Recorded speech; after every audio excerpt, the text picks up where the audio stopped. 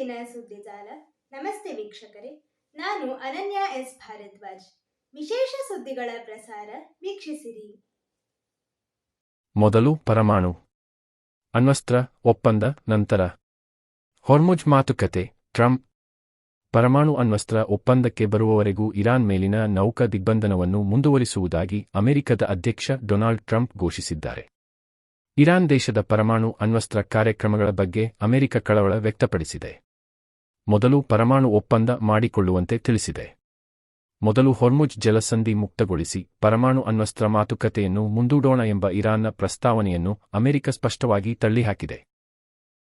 Iran ಮೇಲಿನ ದಿಗ್ಬಂಧನ bomb ದಾಳಿಗಿಂತ ಹೆಚ್ಚು ಪರಿಣಾಮಕಾರಿಯಾಗಿದ್ದು, 2 ದಿನಗಳಿಂದ ಯಾವುದೇ ಮಿಲಿಟರಿ ದಾಳಿಗೆ ತಾನು ಆದೇಶಿಸಿಲ್ಲ ಎಂದು ಅವರು ಸ್ಪಷ್ಟಪಡಿಸಿದ್ದಾರೆ.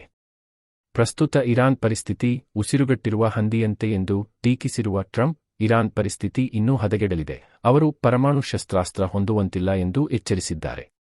ಇರಾನ್ ಮೇಲೆ ಮಧ್ಯಮ ಪ್ರಮಾಣದ ಮತ್ತು ಶಕ್ತಿಯುತ ದಾಳಿ ನಡೆಸಲು ಅಮೆರಿಕದ ಸೆಂಟ್ರಲ್ ಕಮಾಂಡ್ ಸಿದ್ಧತೆ ನಡೆಸಿದೆ.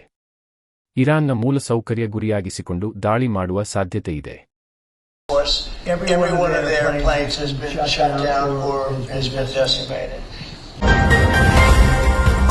ಪಶ್ಚಿಮ ಬಂಗಾಳದಲ್ಲಿ ದಾಖಲೆಯ ಮತದಾನ. 92% ಇದೇ ಮೊದಲು. ಪಶ್ಚಿಮ ಬಂಗಾಳ ವಿಧಾನಸಭೆಗೆ 2 ಹಂತಗಳಲ್ಲಿ ನಡೆದ ಮತದಾನ ಪೂರ್ಣಗೊಂಡಿದ್ದು, 92.47% ಮಂದಿ ತಮ್ಮ ಹಕ್ಕು ಚಲಾಯಿಸಿದ್ದಾರೆ.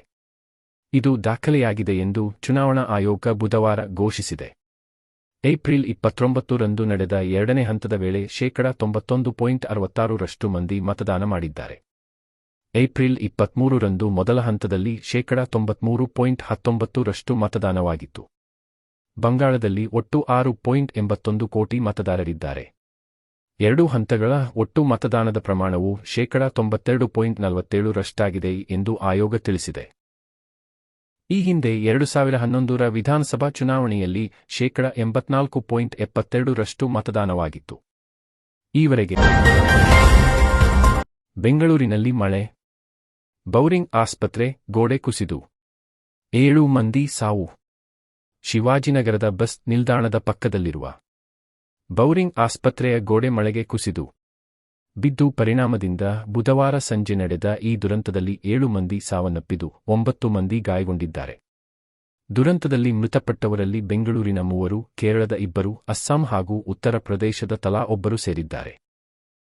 ಅನಾಹುತ ಸಂಭವಿಸಿದ್ದು ಗೊತ್ತಾಗುತ್ತಲೇ ಸುರಿಯುತ್ತಿದ್ದ ಮಳೆಯನ್ನು ಲೆಕ್ಕಿಸದೆ ಅಕ್ಕಪಕ್ಕದಲ್ಲಿದ್ದ ನೂರಾರು ಜನರು ಧಾವಿಸಿ ಕುಸಿದ ಗೋಡೆಯನ್ನು ಎತ್ತಿ ಕೆಳಗೆ ಬಿದ್ದವರನ್ನು ಮೇಲೆತ್ತುವ ಸಾಹಸ ಮಾಡಿದರು.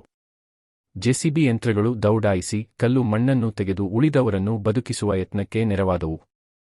ಮಾಹಿತಿ ತಿಳಿದು ಸ್ಥಳಕ್ಕೆ ಬಂದ ಅಗ್ನಿಶಾಮಕ ದಳದ ಸಿಬ್ಬಂದಿ, ಪೊಲೀಸರು ಮಳೆಯ ನಡುವೆ ಕಾರ್ಯಾಚರಣೆ ನಡೆಸಿ ಅವಶೇಷಗಳ ಅಡಿ ಸಿಲುಕಿದ್ದವರನ್ನು ರಕ್ಷಿಸಿ ಬೌರಿಂಗ್ ಆಸ್ಪತ್ರೆಗೆ ದಾಖಲಿಸಿದರು. ಮೃತದೇಹಗಳನ್ನು ಹೊರಕ್ಕೆ ತೆಗೆದರು.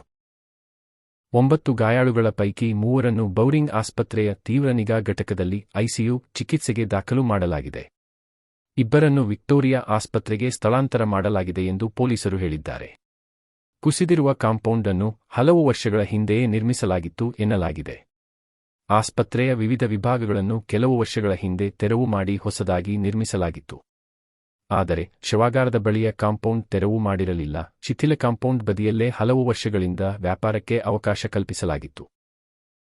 ಅದೇ ಸ್ಥಳದಲ್ಲಿ ವ್ಯಾಪಾರ ನಡೆಸುತ್ತಾ ವ್ಯಾಪಾರಿಗಳು ಬದುಕು ಕಟ್ಟಿಕೊಂಡಿದ್ದರು. ಬೌರಿಂಗ್ ಆಸ್ಪತ್ರೆ ದುರಂತ. ಮೃತರ ಕುಟುಂಬಗಳಿಗೆ ತಲಾ ₹5 ಲಕ್ಷ ಪರಿಹಾರ ಘೋಷಣೆ. ಘಟನಾ ಸ್ಥಳಕ್ಕೆ ಭೇಟಿ ನೀಡಿ ಪರಿಶೀಲಿಸಿದ ಮುಖ್ಯಮಂತ್ರಿ ಸಿದ್ದರಾಮಯ್ಯ ಅವರು ಅಧಿಕಾರಿಗಳಿಂದ ಸಂಪೂರ್ಣ ಮಾಹಿತಿ ಪಡೆದು ಸಂಬಂಧಪಟ್ಟ ಎಲ್ಲ ಅಧಿಕಾರಿಗಳನ್ನು ಸ್ಥಳಕ್ಕೆ ಕರೆಸಿದರು. ವ್ಯಾಪಾರ ಮಾಡುತ್ತಿದ್ದವರ ಮೇಲೆ ಗೋಡೆ ಕುಸಿದ ಘಟನೆ ಬಗ್ಗೆ ಆಕ್ರೋಶಗೊಂಡ ಸಿಎಂ ಸ್ಥಳದಲ್ಲೇ ತನಿಖೆ ಮಾಡಲು ಆದೇಶ ನೀಡಿದರು. ಮೃತರ ಕುಟುಂಬಗಳಿಗೆ ₹5 ಲಕ್ಷ ಪರಿಹಾರ ಘೋಷಣೆ ಮಾಡಿದ ಸಿಎಂ ಗಾಯಾಳುಗಳಿಗೆ ಉಚಿತ ಚಿಕಿತ್ಸೆ ನೀಡುವಂತೆ ಸೂಚನೆ ನೀಡಿದರು. ಬೌರಿಂಗ್ ಆಸ್ಪತ್ರೆಯ ತುರ್ತು ಚಿಕಿತ್ಸಾ ವಿಭಾಗಕ್ಕೆ ಸಿಎಂ ಭೇಟಿ ನೀಡಿ ಗಾಯಾಳುಗಳಿಗೆ ಸೂಕ್ತ ಚಿಕಿತ್ಸೆ ನೀಡುವಂತೆ ಸೂಚನೆ ನೀಡಿದರು. ಮಳೆಗೂ ಮುನ್ನ ಏನು ಕ್ರಮ ಕೈಗೊಂಡಿದ್ದೀರಿ ಎಂದು ಪ್ರಶ್ನಿಸಿದ ಸಿಎಂ, ಹಳೆ ಗೋಡೆ ನೋಡೋಕಾಗಲ್ವಾ? ನಿಮ್ಮ ಮಧ್ಯೆ ಸಮನ್ವಯ ಇರಲ್ವಾ? ಎಚ್ಚರ ವಹಿಸಿದ್ದರೆ ಈ ಅನಾಹುತ ತಪ್ಪಿಸಬಹುದಿತ್ತು ಎಂದು ತರಾಟೆ ತೆಗೆದುಕೊಂಡರು. 7 ಜನ